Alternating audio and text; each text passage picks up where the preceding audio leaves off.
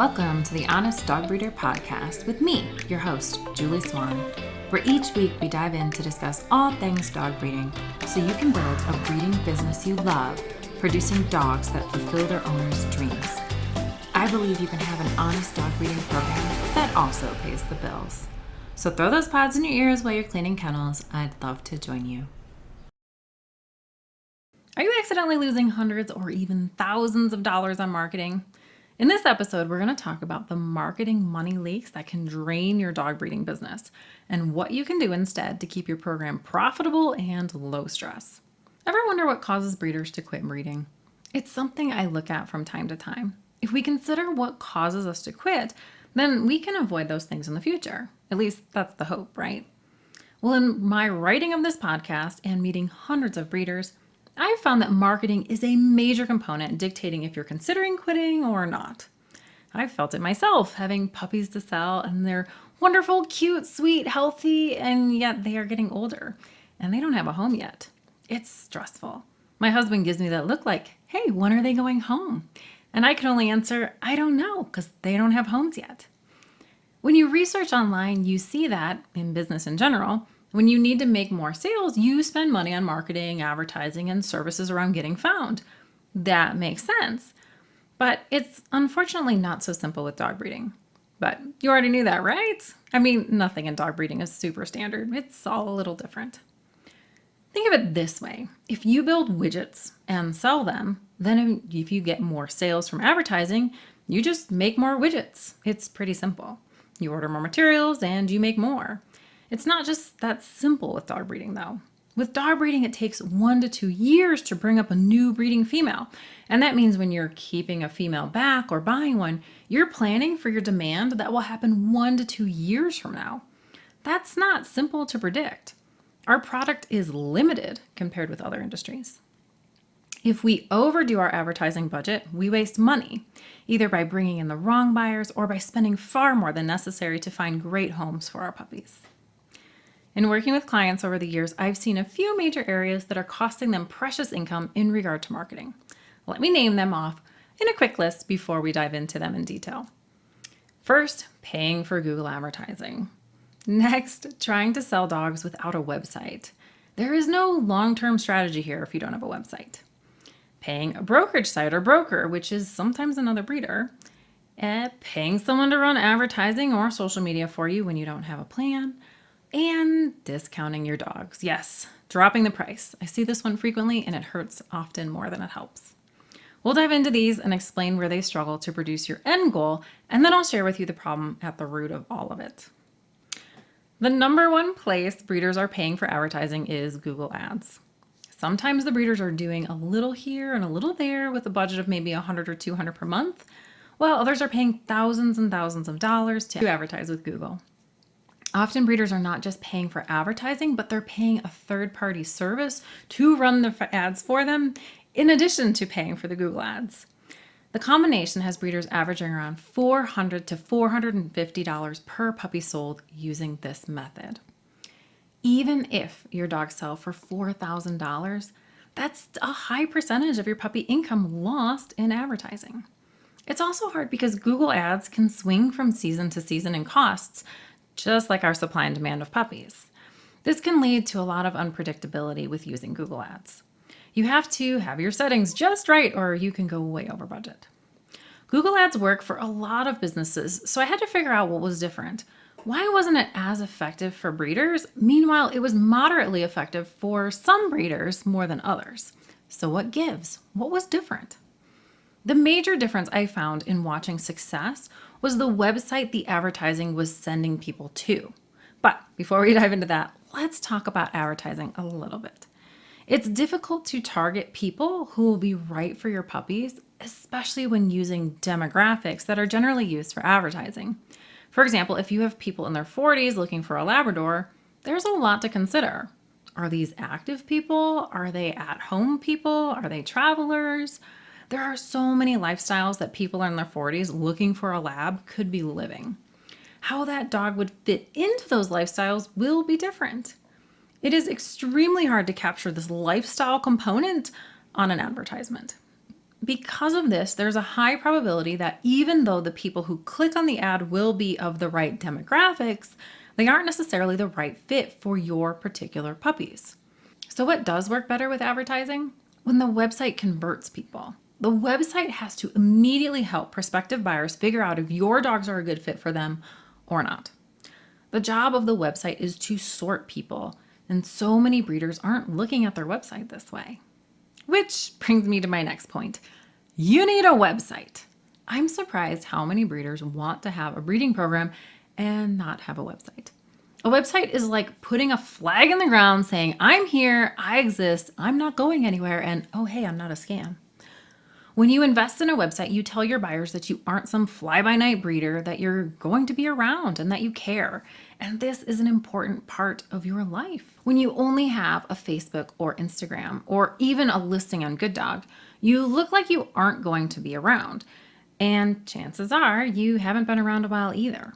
Neither are a good look and will hurt your overall impression of your dogs and your breeding business. And I have to mention it, although I know you've heard it before. You don't own your Facebook nor your Instagram page. At any moment, for any reason, they can delete it all and your audience with it. I've spoken with so many breeders who know this, but delay building the backups.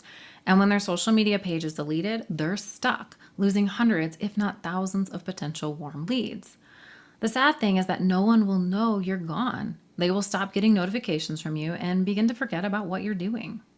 So, without a doubt, you have to have a website and an email list.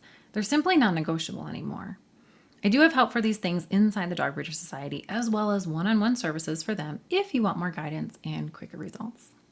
Next, let's talk about brokerage sites and other breeders. I hear it quite frequently that breeders will often pay a broker or another breeder for leads. Paying another breeder is more common though. In this case, it tends to go one of two ways. The breeder with the leads will either give the contact information from their waitlist to the other breeder and then suggest their buyer go with the other breeder, or the breeder with the waitlist will sell the puppy to the buyer as though it was their puppy all along. The difference in these is who is taking responsibility for the puppy with the owner should something go wrong and it needs to be replaced. I've seen all sorts of pricing on these, depending on the situation. The brokering breeder will take a sum of money, sometimes it's free, but usually it's a few $100s, up to 50% of the dog. I'm not usually a huge fan of the arrangements where the breeder sells the dog on behalf of the other breeder, mostly because then you aren't dealing with the buyers directly, and then you aren't there to support them and learn about their success or struggles with your puppies. There is a weird spin-off of the brokerage where you may act as the brokerage. This exception would be if you sold a breeding dog to a buyer. They bred it with your stud, and so they are more of an extension of your breeding program. And then if you are selling for them and you are warranting the dog, meaning if it needs replacement, that's on you, then you will want to get a good sum of money on those puppies that you sell for the person you sold the breeding dog to. However, if the broker breeder is just giving you a name, then that shouldn't be hundreds and hundreds of dollars. Many new breeders get caught up in this loop and lose a lot of money paying someone to sell their dogs for them. I understand getting the litter sold is important, but you want to be able to talk with your buyers and vet them yourselves. At the end of the day, you should be working with your buyers, preparing them, supporting them, and being available to them after the sale. If you decide to use a broker, be careful that the leads you're getting are a good fit and that you have time to work with these people and educate them on their new puppy so they can be successful. Too often, these brokerage arrangements leave gaps in information, which isn't good for anyone, especially not your dog. Next, let's talk about hiring people for social media. In a bit of a throwback to part 2 of the series, another place breeders lose money in marketing is paying for someone to run your social media or advertising, especially when you don't have a plan. This will generally cost more money than the benefit. It is extremely hard to run advertisements when you aren't familiar with the dogs and breeding program, and most social media people aren't living at your home, interacting with your dogs every day, so they just don't know them. This means they are detached from your program and how it works. This disconnect feels disingenuous and will subtly repel buyers while costing you money. We are told to hire someone to ease our workload, but as you know from the last episode, this only works with a plan. More times than not, it's not a new team member that will solve the marketing problem. Rather, it's a messaging problem. The message isn't hitting home. More is not better, but intentionally designed social media will work. Breeders are loving Breeder Copy Hub to make their social media easier to execute and take the thinking out of it. You can learn more about Breeder Copy Hub at honestdogbreeder.com/Breeder Copy Hub. I will note that if you're running the plan and someone is simply executing it for you, that does work a lot better. Lastly, and I see it quite frequently, breeders often discount their dogs, dropping their price over and over until someone comes by and thinks they're getting a super great deal. Here's the distinction. I want people to get value, which is a lot of greatness for the amount of money they paid. But I don't want them to get a deal. We don't want bargain shoppers coming for our dogs. When you discount your dog, you convey that your original price was asking more than your dogs are worth, like you were trying to take advantage of people, or that you don't really know what your dogs are worth.